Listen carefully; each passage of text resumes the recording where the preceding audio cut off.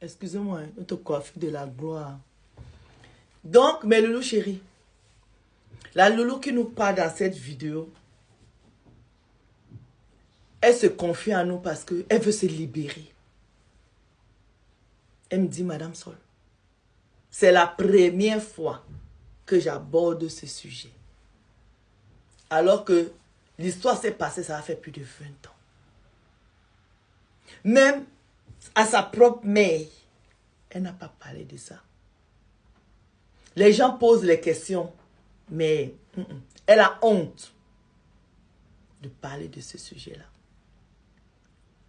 Parce qu'elle a une amie qu'elle a considérée comme sa sœur. Elles se sont connues, elles étaient au lycée. Elles étaient dans la même ville. Mais elles étaient dans le même lycée, mais pas dans la même classe. Donc, les deux familles ont créé aussi une relation. Parce que vous savez, ces personnes qu'on a pour habitude d'appeler ma sister, ma sisto, ma bestie, ça va au-delà de l'amitié simple. Généralement, les familles se connaissent. Et chez nous en Afrique, ça devient vraiment une famille. Ça veut dire que moi, ma meilleure amie là, si elle a un souci dans sa famille, je suis dedans en pied. C'est celle-là qu'on appelle bestie. C'est celle-là qu'on appelle sister. C'est celle-là qu'on appelle la sœur d'une autre mère. Ça veut dire que tout ce qui se passe dans ta famille, elle se sent concernée. Tout ce qui se passe dans ta famille, elle se sent aussi concernée parce que c'est sa famille. Parce que tu es sa sœur. Ce n'est pas les besties d'aller boire les coca sur les terrasses de Paris. Là. Ça, ce n'est pas les sisters, ça. Les sisters, c'est au-delà de ça. Donc, elle nous dit que sa copine et elle, elles ont fini le collège ensemble, elles ont fini le lycée, elles sont allées à l'université. Chacune a eu son boulot et son mari. Elle a eu un bon mari. Sa copine a eu un bon mari. Jusque quand elles étaient jeunes, l'une des copines de sa mère avait attiré l'attention de sa maman. Parce que chaque fois qu'elle venait rendre visite à sa copine, elle voyait la copine de la petite là-bas à la maison. Quand les petites ont commencé à bien grandir, commencé à sortir, elle a dit à sa copine que, ma soeur, tu sais que tu es ma soeur, non? Tu sais que tes enfants sont comme mes enfants. Mais notre fille-ci, elle fréquente toujours sa copine-ci depuis des années. Sa copine lui dit oui, c'est des amies d'enfance. Elles sont allées au collège ensemble, elles sont allées au lycée ensemble, elles sont des sœurs. Et nos deux familles se connaissent. La copine de la maman lui a dit, je ne sens pas la copine-ci. Elle n'est pas sincère, elle est de mauvaise foi, elle a de mauvaises intentions avec notre fille. Protège ta fille.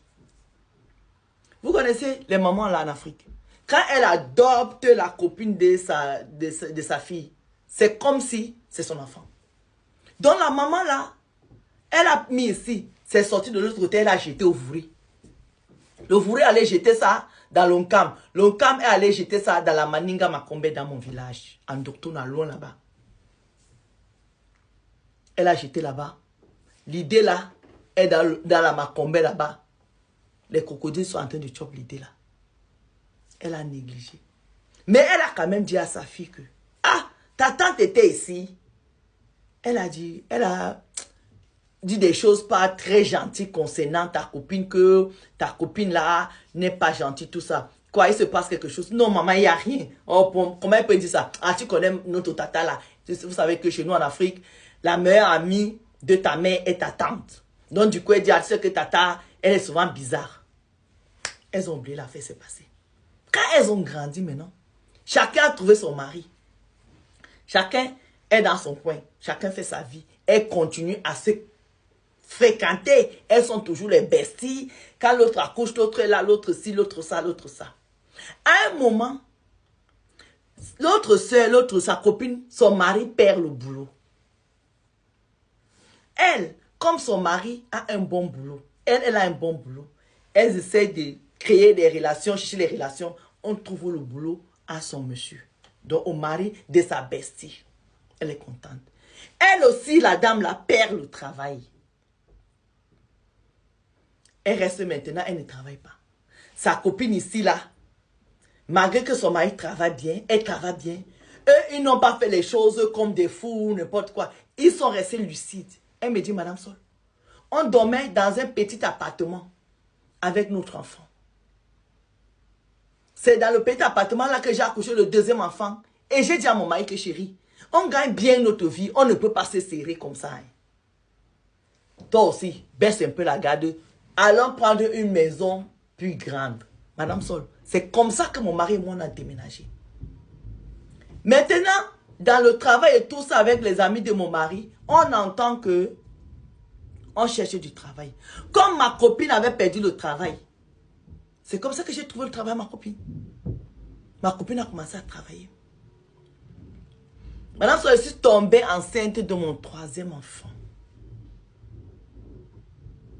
Je suis toujours bien avec ma soeur.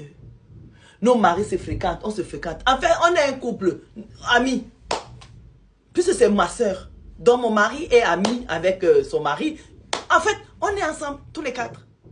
Madame Sol, quand j'accouche, je suis à l'hôpital. Ma copine ramène la nourriture.